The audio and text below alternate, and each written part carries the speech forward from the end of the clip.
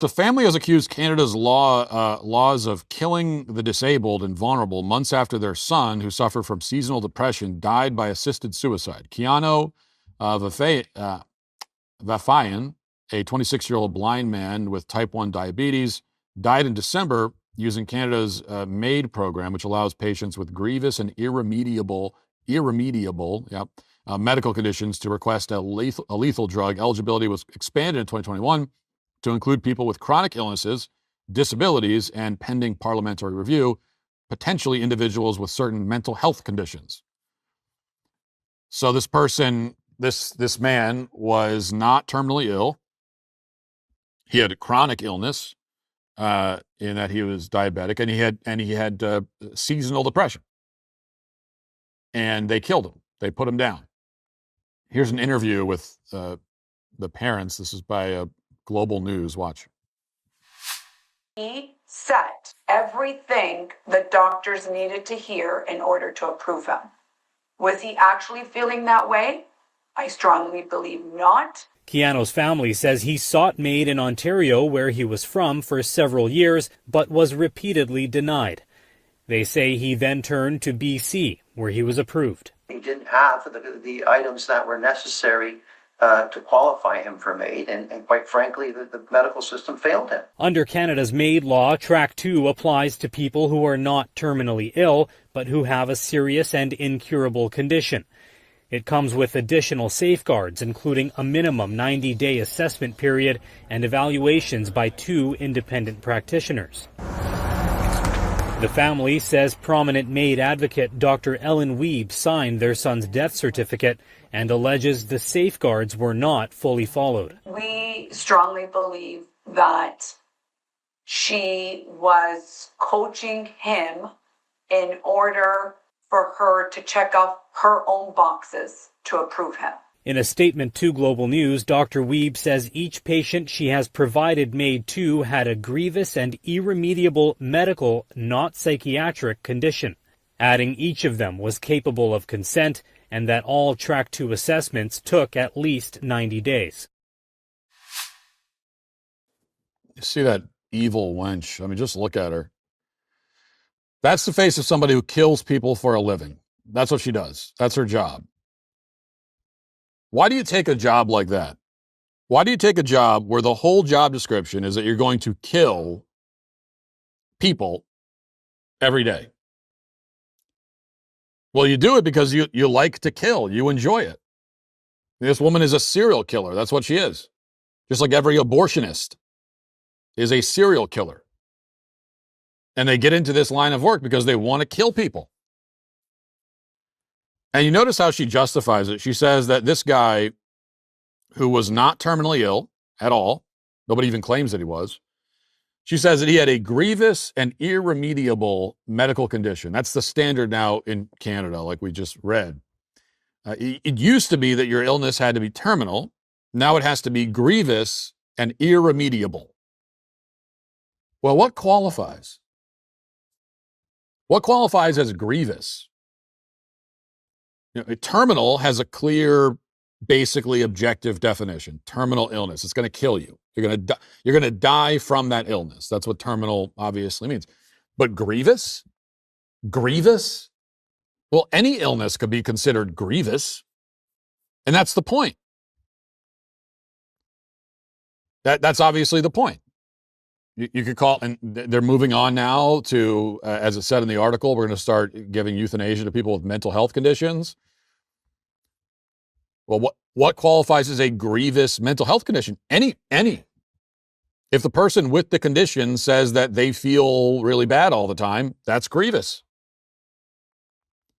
So this is what they're doing now in Canada. Okay, they are euthanizing. They're putting down human beings, lots of them. And not just terminally ill humans. They're putting down, and that's bad enough, they're putting down people who are depressed, who have physical illnesses that are not terminal, not even debilitating. Notice how debilitating is not the standard. Because even debilitating, and that would also be bad as a standard for euthanasia, but at least debilitating has somewhat of an objective definition. But no, grievous and irremediable That is the standard, because that can be anything. It is totally subjective. It has no clear definition at all. There are no lines that are drawn there clearly. And they're doing this so often that like 5%, okay, listen to this. 5% of the deaths in Canada now are euthanasia, nationwide. 5%. Do you understand what an insane number that is? 5%. They're killing 16 or 17,000 people every year through euthanasia. Just putting them down. Depressed people, people with diabetes, homeless people, full-blown eugenics. You think about the situation now in Canada. They're putting down people like dogs, like stray dogs. In fact, it's worse than that. It's a lot worse than that, because the standard for euthanizing a dog is actually stricter than it is for euthanizing a person, at least in Canada. Yeah, because if you bring your golden retriever to the vet and say, I gotta put down Fido here, the vet's gonna ask you why. And if you say, well, it's because Fido's depressed, Fido has seasonal depression, they're not gonna do it. Not only will they not do it, but they're gonna take your dog away from you. And rightfully so. But they'll put down a person for that reason.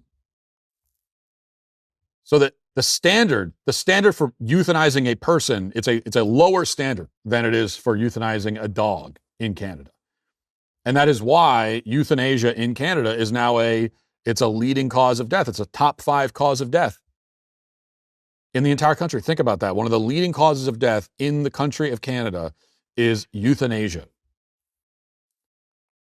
And that's on the list of atrocities. They're chemically castrating and sterilizing children.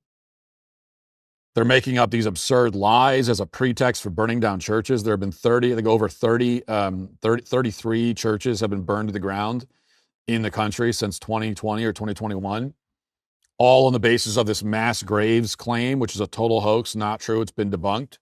And in over 20 of those cases, the vast majority, no one has been arrested. They're letting it happen. On top of that, in Canada, they're executing infants. They're committing infanticide of fully developed infants in the womb. Okay, in Canada, abortion is legal through every stage of pregnancy up to the moment of birth, and it's tax funded. So they are committing tax funded infanticide.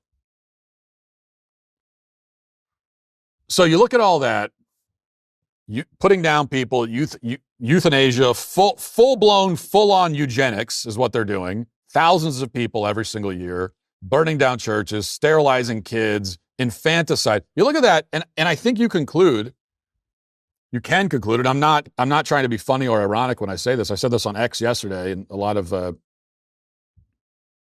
some Canadians are very upset at me. Others are in agreement. But I think it's clear that you could make a better argument for invading Canada and toppling its regime and liberating its people than you could for invading any other country on the planet right now. To include Iran, by the way. You can make a better, whatever argument you would make for invading any other country, whether it's Iran or any other, if that argument is persuasive to you, well, then you should also be in favor of invading Canada. Canada is right next door to us. It's not a Middle East country 10,000 miles away. It's right there. And based on what I just laid out and a dozen other things besides that, it's clearly one of the most evil regimes on the planet.